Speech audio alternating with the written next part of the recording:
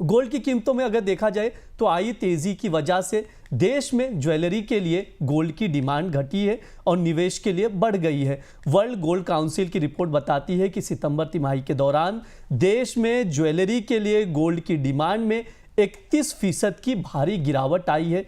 पिछले साल सितंबर तिमाही में ज्वेलरी के लिए 171 टन से ज्यादा गोल्ड की खपत हुई थी। सर, गोल्ड की डिमांड के आंकड़े क्या कुछ बता रहे हैं? गोल्ड के आंकड़ों को थोड़ा करीब से देखने की जरूरत है दर्शकों के लिए, क्योंकि हम बाजार में बड़ा उतार चढ़ाव देख रहे हैं और ये आंकड़े हमें 2-3 अलग अलग परिदृश्य दिखाते हैं जो समझना जरूरी है निवेशकों के लिए भी और गोल्ड रखने वालों के लिए भी। इन आंकड़ों के हिसाब से अगर आप देखें तो ज्वेलरी की डिमांड में बड़ी गिरावट है, 31% काफी बड़ी कमी है। भारत आमतौर पर फिजिकल गोल्ड का बड़ा बाजार है और गोल्ड की कीमतों में तेजी के बाद ये जो फिजिकल गोल्ड का ज्वेलरी के तौर पर या ठोस सोने को भौतिक सोने को खरीदने का बाजार है, ये सिकुड़ रहा है। और ये भारत की जो गोल्ड इकोनॉमी है, जो भारत की रिटेल गोल्ड इकोनॉमी पूरे गांव और कस्बों में फैली हुई है, उसके लिए बड़ी चुनौतीपूर्ण वजह है, क्योंकि यहां से बहुत सारे लोगों का रोजगार जुड़ा हुआ है। लेकिन अगर आप निवेश की मांग को देखें तो उसमें वैल्यू टर्म्स में करीब 74% की बढ़ोतरी दिखाई दे रही है।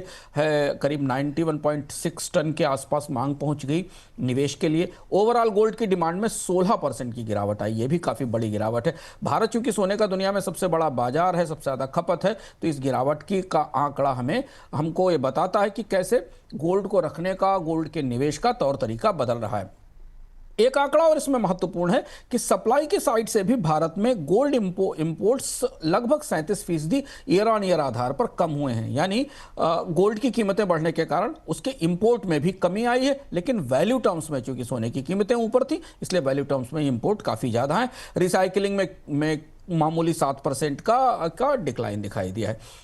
एक तो तस्वीर ये है, दूसरी तस्वीर ग्लोबल स्तर पर है। ग्लोबल स्तर पर सोने की मांग में 3% की बढ़ोतरी दिखाई दे रही है। WGC का जो ताजा आंकड़ा आया और WGC का अपना आकलन कहता है कि गोल्ड की मांग मांग या बाजार अभी अपनी पूरी परिपक्वता पर, सैचुरेशन पर नहीं पहुंचा है। यानी यहां भी अभी मांग आने वाले समय में जारी रहने की संभावना है।